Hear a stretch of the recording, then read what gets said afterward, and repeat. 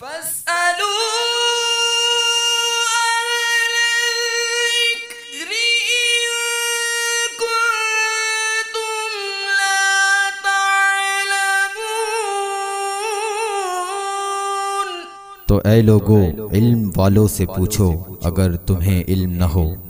صلوا علی الحبیب صلی اللہ علی محمد صلی اللہ علیہ وسلم۔ الحمدللہ رب العالمین والصلاة والسلام علی سید الانبیاء والمرسلین، اما بعد فاعوذ باللہ من الشیطان الرجیم، بسم اللہ الرحمن الرحیم، والصلاة والسلام علیکہ یا رسول اللہ وعلی آلکہ واصحابکہ یا حبیب اللہ۔ والصلاة الوسطی وقوموا للہ قانتین۔ نگہبانی کرو سب نمازوں اور بیچ کی نماز کی، اور کھڑے ہو اللہ کے حضور ادب سے۔ سبحان اللہ۔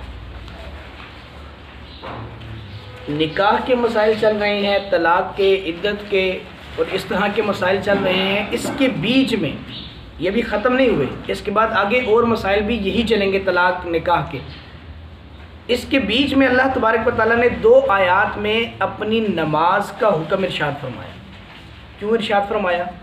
اس لیے فرمایا کہ جہاں پر تم حقوق العباد کے معاملے میں توجہ کر رہے ہو، لوگوں کے ساتھ بھلائی کے معاملے میں توجہ کر رہے ہو، وہاں پر تمہیں یہ بھی خیال ہونا چاہیے کہ اللہ کا معاملہ بھی ہے، اللہ کا حق بھی ہے، اس کو بھی ضائع نہیں کرنا۔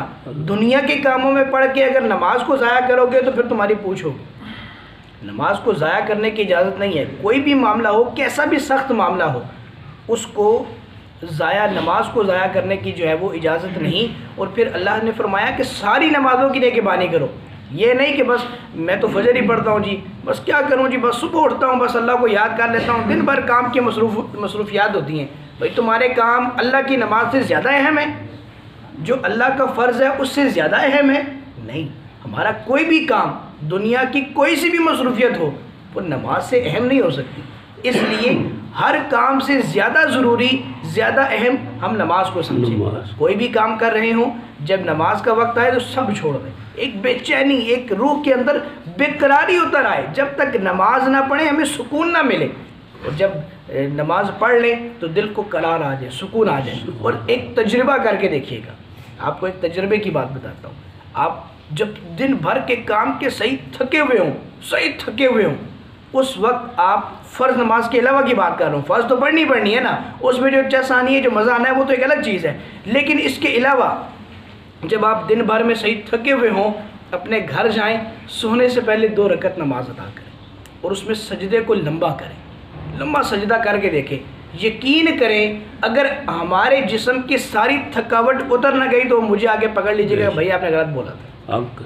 یقین کریں اس قدر سکون آئے گا سجدے کے اندر، اس قدر لطف آئے گا، اس قدر مزہ آئے گا کہ وہ ساری تھکاوٹ جو دن بھر کی ہے نا، وہ بالکل ختم ہو جائے گی اور جسم ایک دم فریش ہو جائے گا۔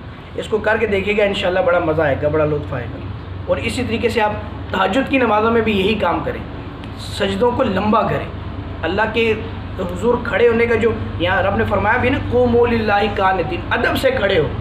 اللہ کے حضور جب کھڑا ہونا ہے تو، اور اس میں ایک یہ پہلو بھی ہم نے رکھنا ہے کہ اللہ کے حضور ہم نے جب کھڑا ہونا ہے تو بے ادبی سے نہیں کھڑا ہو، ادب سے کھڑے ہوں، اور اللہ کے حضور کھڑے ہونے والے جو قیام ہے اس کو لمبا کریں۔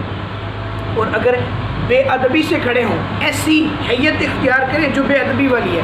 جیسے میں نے پچھلے دنوں میں مثالیں بھی دی تھی کہ وہ ٹانگوں کو کھول کے کھڑے ہو جانا، اتنا جناب وہ یوں کر کے کھڑے ہو جانا، اب وہ ٹانگوں کو کھول دیا، بازوں کو یوں کھول دیا، یہ کوئی ادب کا طریقہ ہے؟ آپ کوئی بھی ایک نیچرلی انسان، آپ نیچرل میں آپ اس کو جا کر دیکھیں کہ ہم کھڑے یوں ہوتے ہیں یا اس کیفیت سے ہٹ کر کھڑے ہوتے ہیں۔ عام نارمل روٹین میں کھڑے ہوں تو بالکل سیدھے کھڑے ہیں، اور جب آپ نماز میں جائیں جناب وہ ٹانگیں آپ نے اتنی کھول لی ہیں، یہ ادب کا طریقہ نہیں ہے۔ اس کے علاوہ اور جتنے بھی طریقے، تو ایک مثال دی ہے، جتنے بھی بے ادبی والے انداز ہیں، اللہ کے حضور میں کھڑے ہونے والے بے ادبی والے انداز ہیں، ان سے رب نے منع فرمایا، خود حکم ارشاد فرما رہا ہے، قوموا للہ قانتین، کھڑے ہو جاؤ ادب کے ساتھ۔ ادب کے ساتھ کھڑا ہونا یہ نماز میں زیادہ ضروری ہے۔ پھر اس میں دوسری ایک اہم بات یہ ارشاد فرمائی، والصلاۃ الوسطی، درمیانی نماز کی حفاظت زیادہ حکم ارشاد فرمایا گیا. کیوں؟ دو وجہ ہیں. ایک وجہ تو یہ ہے کہ اس وقت میں عصر کے وقت میں فرشتے چینج ہوتے ہیں. جو رات والے فرشتے دن والے فرشتے تھے وہ واپس چلے گئے اور رات والے فرشتے آ گئے. الگ الگ ڈیوٹی ہے. تو اب اس وقت میں فرشتے چینج ہو رہے ہیں تو اس وقت میں آپ نے حفاظت نماز کی زیادہ کرنی ہے. دوسری وجہ کیا ہے؟ دوسری وجہ یہ ہے کیونکہ اس وقت کاروبار کے عروج کا وقت ہوتا ہے. جو مطلب وہ ہوتا ہے دکاندار ہوتا ہے جو بھی کاروبار جس کا بھی آپ کر رہے ہیں وہ اس وقت میں نا بڑا کھڑا ہوتا ہے کہ یار اس ٹائم تو گاہک زیادہ آ رہے ہیں, کاروبار عروج پر ہے, زیادہ معاملہ ہو رہا ہے. تو اب اس وقت میں غفلت کا وقت ہوتا ہے. جلدی جلدی بس ہم کام سمیٹ رہے ہوتے ہیں کہ نہیں یار یہ اس میں ہلنا نہیں ہے. لڑکوں کو بھی توجہ دلا رہے ہوتے ہیں بھائی وہ دیکھو اس کو کیا چاہیے, اس کو کیا چاہیے. اب وہ اس وقت میں غفلت کے وقت میں اللہ نے فرمایا کہ غفلت میں ایسا نہ پڑھنا کہ کہیں اللہ کے فرض کو بھول جاؤ. اس وقت کی نماز کی حفاظت زیادہ کرنا. اگر آپ نے فرمایا فَإِنْ خِفْتُمْ فَرِجَالًا أَوْ رُكْبَانًا فَإِذَا أَمِنْتُمْ فَاذْكُرُوا اللَّهَ كَمَا عَلَّمَكُمْ مَا لَمْ تَكُونُوا تَعْلَمُونَ. پھر اگر خوف میں ہو تو پیادہ یا سوار جیسے بن پڑے, پھر جب اطمینان سے ہو تو اللہ کی یاد کرو جیسا اس نے سکھایا جو تم نہ جانتے تھے. نماز کسی بھی حالت میں معاف نہیں ہے. خوف کا وقت ہے. کس کا خوف ہے؟ دشمن کا خوف ہے, درندے کا خوف ہے, کسی جانور کا خوف ہے, کسی ڈاکو کا خوف ہے, کسی کا بھی خوف ہے. رب نے فرمایا کہ اگر تمہیں خوف ہے, تم کسی جنگل سے گزر رہے ہو, تمہیں خوف ہے, کسی بھی طرح کا کوئی پرابلم ہے, تو تم جس سواری پر جا رہے ہو نا سواری سے اترو بھی نہیں. اگر اتنا زیادہ خوف ہے کہ سواری سے اتروں گا تو کوئی درندہ کھا جائے گا یا کوئی مار دے گا آ کر, تو چلو سواری سے بھی نہ اترو. قبلہ کی طرف منہ کر کے نماز پڑھنا نماز کی شرائط میں سے ہے. قبلہ کی طرف منہ بھی نہ کرو. جس طرف سواری کا منہ ہے اسی کے اوپر بیٹھے بیٹھے اسی طرف منہ کرتے کرتے چلتے چلتے نماز پڑھو, لیکن نماز پڑھو.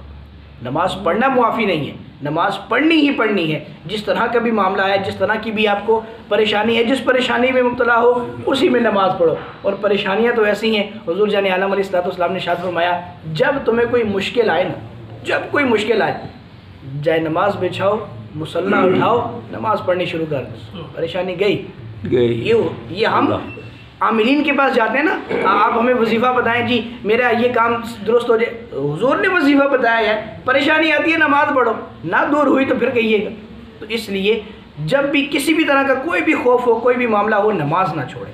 نماز کو ضرور اپنی زندگی میں نافذ کر لیں. انشاءاللہ ہر طرح کا مسئلہ جو ہے وہ ہمارا ختم ہو جائے گا. اللہ مجھے اور آپ کو پابندی وقت کے ساتھ نماز پڑھنے کی توفیق عطا فرمائے. اور یہ بات ذہن نشین رہے کہ کوئی بندہ کسی کو بے نمازی ہم تب نہیں کہیں گے جب وہ ساری نمازیں چھوڑ دے, اور کوئی نمازی تب تک نہیں بن سکتا جب تک وہ ساری نمازیں نہ پڑھے. ایک نماز بھی چھوڑتا ہے تو وہ بے نمازی ہی ہے. تو اس لیے کسی ایک نماز کی پابندی کرنا, یہ 4 کی پابندی کرنا اور ایک کو چھوڑ دینا اور سمجھنا کہ میں 4 تو صحیح پڑھتا ہوں نا, تو نمازی ہوں ایک رہ جاتی ہے, صبح نہیں آنکھ کھلتی تو کیا کروں. صبح بھی آنکھ کھولنی پڑے گی کیونکہ رب کا حکم ہے. اللہ مجھے اور آپ کو صحیح سچا پکا نمازی بنائے, نماز کو قائم کرنے والا بنائے. آمین.